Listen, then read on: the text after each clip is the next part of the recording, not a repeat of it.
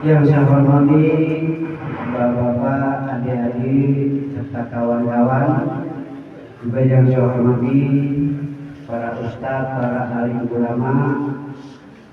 Marilah sebelumnya sama-sama kita panjatkan puji syukur kita kehadiran Allah Subhanahu wa taala, minimal dengan kalimat alhamdulillahirabbil alamin. Sebagai ucapan syukur kita kepada Allah, sebagai ucapan terima kasih kita kepada Allah, yang mana pada malam hari ini kita sama-sama masih diberikan yaitu banyak kenikmatan-kenikmatan, yaitu di dalam ayatnya inna a'tainakal kautsar. Sesungguhnya Allah telah memberikan nikmat yang begitu banyak, nikmat yang begitu luas kepada kita sebagai hamba-Nya dan juga kepada seluruh makhluk-makhluknya. Fasholli li rabbika wanhar. Dan setelah kita diberikan nikmat-nikmat yang begitu banyak, nikmat yang begitu luas, ya, sehingga kita bisa tetap hidup, yaitu disediakan segala macam jenis makanan sehingga kita bisa hidup, maka kita juga diperintahkan untuk ikhtiar. Maka di rukun iman yang kemarin saya katakan ada rukun iman yang terakhir, ya, yaitu apa rukun iman yang terakhir? Qada dan qadar. Dan di sini qada dan qadar kita harus mengimani, ya, harus mengimani. Yaitu ada qudratullah. Dan takdir itu juga ada dua, ya. Misalnya sakit, wah lillahi ta'ala aja, nanti juga sembuh. Itu tidak dibolehkan oleh syariat. Karena takdir itu ada dua, yaitu takdir mu'alaq, yang artinya kita harus ikhtiar, harus usaha. Misalnya sakit kita harus berobat, ya, ke dokter ataupun kepada ahlinya. Apabila kita ingin pintar, kita pun harus sekolah ataupun mondok. Kita ingin duit, kita pun harus bekerja. Tidak mungkin kita berdoa kepada Allah, utuni astajib lakum, ya.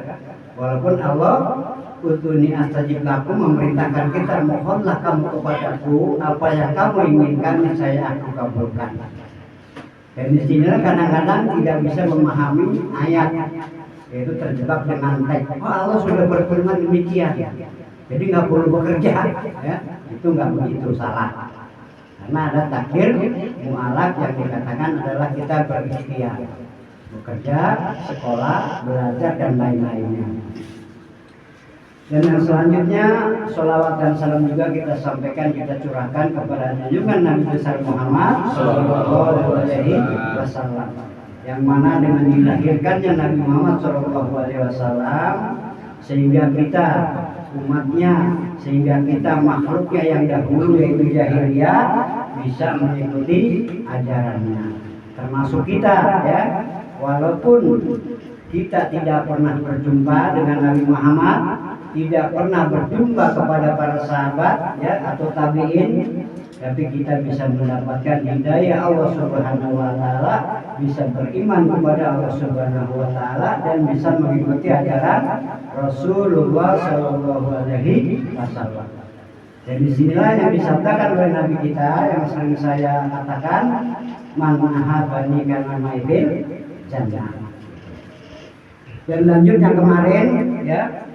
Pertama Nabi diturunkan, pertama adalah untuk mentauhidkan manusia agar beriman kepada Allah Subhanahu wa taala.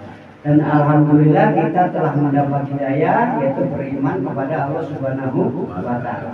Dan yang keduanya diperintahkan untuk memperbaiki akhlak, ya. Ya, wama terima akhlak. Jadi akhlak itu terbagi menjadi 6, ya, harus dipahami, ya. Dalam fikih itu akhlak terbagi jadi 6. Akhlak kepada Allah Subhanahu wa taala yaitu mentaati, melaksanakan perintahnya dan menjauhi larangannya. Dan yang kedua, ya, mentaati Rasulullah SAW dan menjalankan sunnah-sunnahnya. Di dalam firman-Nya yaitu surat An-Nisa ayat 9, ayat 59. Ya ayyuhalladzina amanu atiullah wa atiur rasul. Taatilah Allah dan taatilah Rasulullah sallallahu alaihi wasallam. Dan inilah yang disebut akhlak. Dan yang ketiga, akhlak kepada kedua orang tua kita, kepada ibu bapak kita. Kita tidak boleh durhaka kepada orang tua kita. Walaupun kita mengucapkan itu sudah tidak boleh. Apabila kita dipanggil orang tua, kenapa sih, ada apa sih, itu tidak boleh. Di dalam Al-Quran kita harus berpraktik pada kedua orang tua. Dalilnya ada yang sudah hafal, semuanya sudah hafal, yaitu doa Rabbighfirli walidayya warhamhuma kama rabbayani shaghira. Ini adalah surat Ibrahim, ya. Perlu Bapak ketahui ya, ini adalah surat Ibrahim.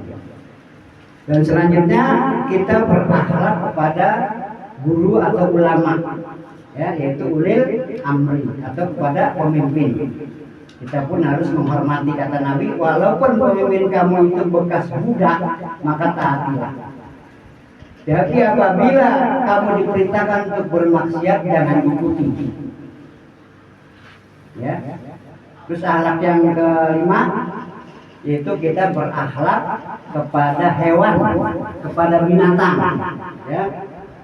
Jadi jangan sampai kita menyiksa binatang. Karena dari riwayatnya, ya, seorang yang mengurung kucing, tidak memberi makan, ya, tidak memberi minum, mereka masuk ke neraka.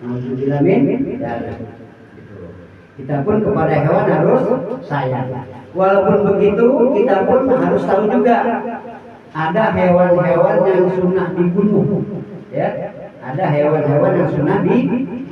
Apabila kita membunuh hewan yang disunahkan, maka kita mendapat pahala. Salah satunya apa yang tahu? Lecak, ya. Apabila kita membunuh lecak, sama dengan kita membunuh setan. Ustadznya sohek, ya. Dan yang keduanya apa? Yaitu ular yang berbisa, yang berbahaya kepada manusia, itu sunnah dibunuh. Jadi hewan-hewan yang lainnya, walaupun umpamanya dikatakan anjing, umpamanya dikatakan anjing ataupun babi, ya, mereka binatang yang najis. Kalau tidak mengganggu, kita pun tidak boleh membunuh. Karena apa? Manusia pun isinya najis. Kalau kita teliti, ya, air kencing najis, darah najis. Sebenarnya kalau isi itu bersama, manusia itu banyak najisnya, ya, manusia banyak najisnya. Dan selanjutnya akhlak yang keenam, yang terakhir adalah kita berakhlak kepada alam. Jangan merusak, nggak boleh merusak. Maaf ya, seperti orang-orang demo, ya, itu merusak. Merusak itu diharamkan oleh syariat Islam. Dan kita pun tidak boleh sembarang mencabut pohon. Yang pohon itu berguna, umpamanya untuk apa? Neduh, untuk apa? Kita tidak boleh merusaknya. Ataupun pagar-pagar orang lain, kita pun tidak boleh merusaknya. Itu salah satu